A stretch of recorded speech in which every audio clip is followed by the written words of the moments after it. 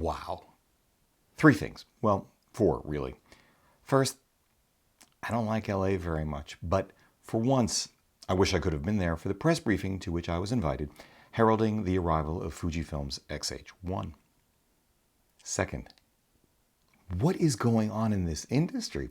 It feels as though excellent cameras are popping up all the time now, and I suddenly identify with that golden retriever in the hysterical YouTube video where he takes forever to get to the finish line, stopping to consume everything in every bowl between him and his ostensible goal. Third, I loved the Fuji X-T-2 upon which the X-H1 is based when I spent a few hours with it last April. Ditto the wonderful 56-1.2 and 16-1.4 Fujinons. I was stunned by the brilliant image quality, smoothness, and lightweight of the Fujinon MK T2.9 Cine Zooms when I tested them later last year in Sony E-mount too. I'll put links to those reviews down below or somewhere up above here.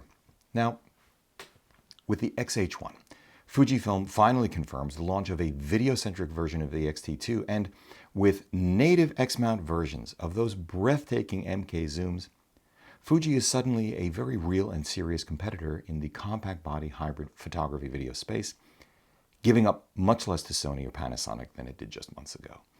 The X-H1 adds to the basic goodness of a wonderful Aps-C sensor of the X-T2 with the ergos and menu system, in-body image stabilization, upgraded EVF, improved phase detector autofocus, new 30-minute recording limit when using the optional battery grip, 120 frames per second in Full HD, the unique Fujifilm emulsion emulations, including Acros and the new Eterna, full DCI 4K, what sounds like a high-performance 200 megabit per second codec, F-Log, and finally, a price tag of between $1,900 and $2,200 US, depending on whether or not you get the optional battery grip with 2 battery capacity and headphone jack. The X-H1 thus sits just above or below the Panasonic G9 and GH5 price-wise, well above the Sony a6500, and well below the Sony a7R3. Yeah, it also has the GFX50's top panel sub-LCD, but I'm not sure that this matters much to me. Your mileage may vary. The X-H1 doesn't have the GH5's 10-bit 422, let alone all-intra capability, nor its absence of a recording limit. It doesn't have the a7R3's full-frame 42-megapixel sensor, and I'm guessing not quite the same level of AF performance, though maybe it does.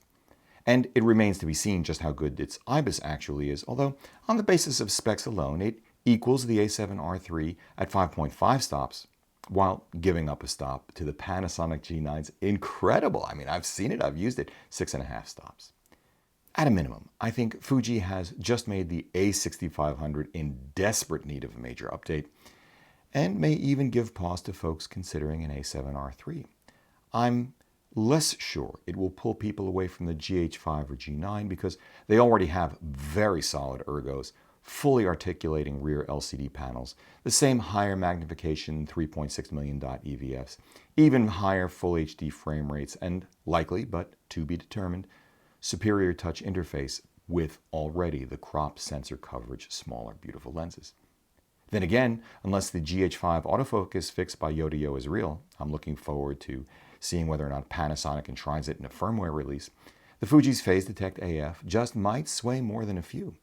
And with its larger APS-C sensor, if the X-H1's low-light performance gets within a stop of the GH5S, that in combination with the IBIS may attract many more. The bottom line is that on first blush, Fuji seems to have figured out how to fill the gap between Panasonic and Sony offerings in its unique Fuji way. I think that's exciting, and we are richer for it. I really can't wait to go hands-on. If you like what you've seen here today, you know the drill. Give a thumbs up, subscribe, join the conversation below, share, add to a playlist, and please consider supporting our work by using our no-cost-to-you affiliate links or even making a contribution directly via PayPal below. As always, we thank you for it. For 3 Blind Men and an Elephant, I'm Hugh Brownstone. See you soon.